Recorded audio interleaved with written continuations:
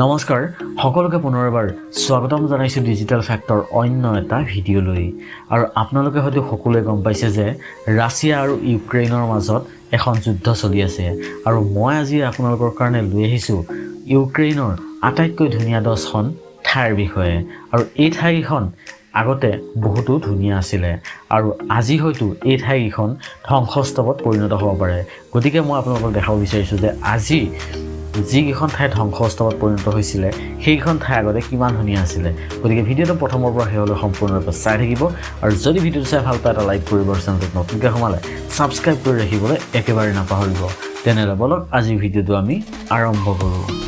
number 10 number 10ত আছে Kyiv ইউক্ৰেইনৰ ৰাজধানী চহৰ আৰু আটাইতকৈ জনবহুল কিয়েভ হৈছে ইউক্ৰেইন ভ্ৰমণৰ আকৰ্ষণীয় স্থানবোৰৰ ভিতৰত এটা পৰ্যটকসকলে কিয়েভ ভ্ৰমণ কৰাৰ বহুতো কাৰণ আছে আশ্চৰ্যজনক স্থাপত্যৰ পৰা স্থানীয় ইতিহাস আৰু সংস্কৃতিলৈকে বিখ্যাত পুতলা থিয়েটাৰৰ দৰে বিভিন্ন সংগ্ৰহালয় আৰু সৰু থিয়েটাৰ আছে যিয়ে গোটেই বছৰ জুৰি ভিৰ আকৰ্ষণ কৰে চহৰখনত প্ৰভাৱশালী শিল্পীসকলৰ দ্বাৰা ইফালে সিফালে খোজ কঢ়া আৰু সুন্দৰ পথকলাৰ বাবেও উপযুক্ত স্থান হৈ পৰিছে নাম্বাৰ 9ত আছে স্লাভাস্কি স্থিৰ ৰিজৰ্ট হিচাপে জনাজাত স্লাভাস্কি হৈছে ইউক্ৰেইন ভ্ৰমণৰ বাবে সৰ্বশ্ৰেষ্ঠ স্থান স্লাভাস্কি সকলো ধৰণৰ দৰ্শনাৰ্থীৰ বাবে কিবা আগবঢ়াব পাৰে যদি আপুনি বৰফ ভাল পায় নৱেম্বৰ আৰু মাৰ্চৰ ভিতৰত এই ঠাইলৈ যাওক কিয়নো স্কিয়াৰসকলে উপভোগ কৰিবলৈ বহুতো কাৰ্যকলাপ আছে যিয়ে স্কি লিফ্ট বা ঢাল যদি আপুনি গ্ৰীষ্মৰ মাহবোৰত ভ্ৰমণ কৰাৰ পৰিকল্পনা কৰি আছে স্লাভাস্কিত উপভোগ কৰিবলৈ আন বহুতো কাৰ্যকলাপ থকাৰ বাবে আপুনি খং নকৰিব আপুনি উবৰ ভূমিত বেৰী বা কাঠফুলা তুলিবলৈ বাছনি কৰিব পাৰে নাম্বাৰ 8ত আছে লভিভ পশ্চিম ইউক্ৰেইনৰ আটাইতকৈ ডাঙৰ চহৰ লভিভ এতিয়া ইউনেস্কোৰ বিশ্ব ঐতিহ্য ক্ষেত্ৰ চহৰখনৰ কেন্দ্ৰটো স্মাৰক আৰু ঐতিহাসিক স্থাপত্যৰ সম্পদ যিটো ত্ৰয়োদশ শতিকাৰ পৰা আৰম্ভ হৈছে এক ঐতিহাসিক কেন্দ্ৰ হোৱাৰ উপৰিও চহৰখন কলা প্ৰেমীসকলৰ বাবে এক প্ৰিয় স্থান হিচাপে বিখ্যাত এই বিখ্যাত এলভিভ নেশ্যনেল আৰ্ট গেলাৰী আছে য'ত 50,000ৰো অধিক কাম আছে যাৰ ভিতৰত আছে ভাস্কৰ্য চিত্ৰকলা আৰু কলা স্থাপত্য আৰু কলা স্থাপন নাম্বাৰ 7ত আছে উজহৰোড স্লোভাকিয়াৰ সৈতে সীমান্তত আৰু হাংগেৰীৰ সৈতে সীমান্তৰ ওচৰত থকা উজহৰোড হৈছে এক জীৱন্ত আৰু বৈচিত্ৰ্যপূৰ্ণ চহৰ য'ত যথেষ্ট হাংগেৰী আৰু ৰোমানিয়ান জনসংখ্যা আছে যি ইয়াক এক বিশ্বজনিত অনুভৱ প্ৰদান কৰে যি ইউক্ৰেইনত এক প্ৰিমিয়াম পৰ্যটকৰ আকৰ্ষণ হিচাপে খ্যাতিৰ দাবী কঢ়িয়াই অনাত সহায় কৰিছে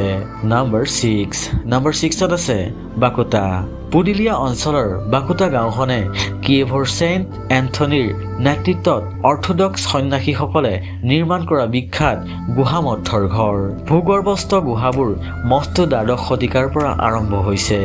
আৰু দৰ্শনাৰ্থীসকলে ভালদৰে সংৰক্ষিত ফ্ৰেস্কো আৰু চিত্ৰৰ লগতে গুহাসমূহ বাস কৰা কিছুমান সন্যাসীৰ অৱশিষ্ট চাব পাৰে নাম্বাৰ 5ত আছে